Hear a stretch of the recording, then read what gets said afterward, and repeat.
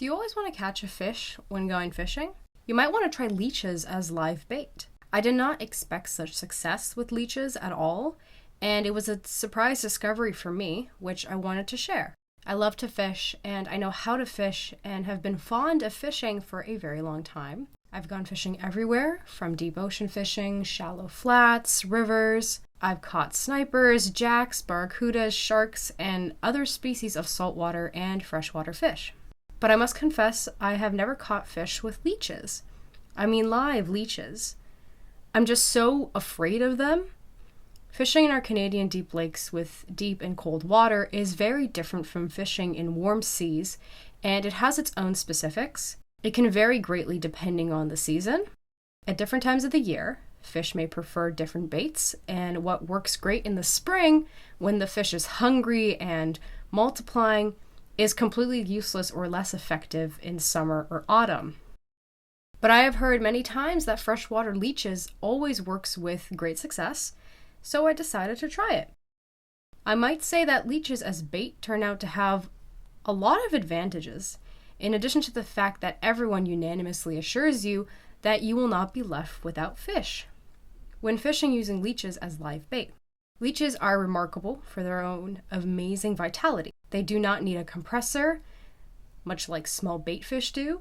They can breathe air through their skin, like annelids.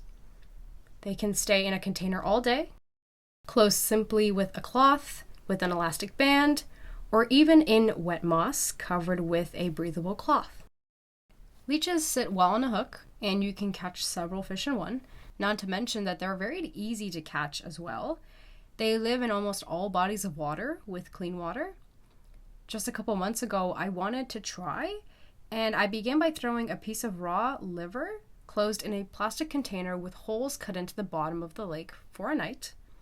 And in the morning, I always find leeches. Leeches are very fond of liver, and they have a very strong sensitivity, so by morning, you can always find 10 to 12 of them in the container with holes. Sometimes it's possible to catch even more if I simply leave the bait out in the water for a bit longer. In Ontario, by law, you can catch and possess no more than 120 leeches a day, but I don't need that many for a whole day of fishing. It usually doesn't take me more than 2 or 3. I can also buy leeches from any specialized stores selling live bait for fishing. I can take my leftover extra leeches home and just keep them in the refrigerator if I'm going fishing again anytime soon, so that next time I save time and I can start fishing right away. One big con with leeches is that I just can't adapt to putting them on the hook. They are very slippery and very clingy, and they bite, and they're honestly very disgusting at first glance.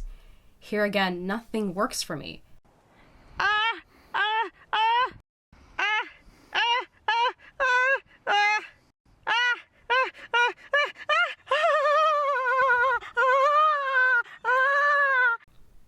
Oh, ouch, ouch. It's not very painful, but it is not at all pleasant. At first I was very afraid of them. All the time it seemed to me that the leech would bite into my skin. I actually think leeches are super creatures. See how this one escaped from my bucket and is now slithering away towards the lake? They can travel considerable distances on the ground. The main thing for them is to not dry out. I'm always scared when I see red spots on my hand. It seems to me that the leech has bitten my skin, but as a rule, well-fed leeches do not bite. But they can regurgitate what they have sucked out from the liver. It's like leech vomit. It's called leech's vomit. It might look scary, but it's not scary. I think I figured out how to protect my hands from leeches and put them on a hook. If you put the leech on something, for example, a cloth, then it won't stick to your hands, and then you can pierce it, best of all in the area of a large sucker or foot sucker, the one that is on the opposite end of the head. And then the leech will move well on the hook, and the fish will pay attention to it much faster. In our Canadian lakes, there are a lot of largemouth and smallmouth bass. Leeches are a main food source for bass, and these fish cannot resist to bite a moving live leech on a hook. I wouldn't guarantee that by throwing a leech anywhere on the lake, you are guaranteed to catch a bass, Of course, you need to observe the surface of the water and try to determine the place where the fish could be. Bass love driftwood overgrown places with a lot of vegetation, and I probably found such a place. It is very important for successful fishing to be able to determine the place where fish can be dwelling and be feeding in that moment, considering season, temperature, weather, wind, atmospheric pressure, and this often depends on many factors, of which the main ones are the availability of food for the bass. These are insects and small fish, frogs and salamanders, and the second factor is the presence of shelter, driftwood, stones, aquatic vegetation. If I correctly define such a place on the lake, then the result is not long in coming.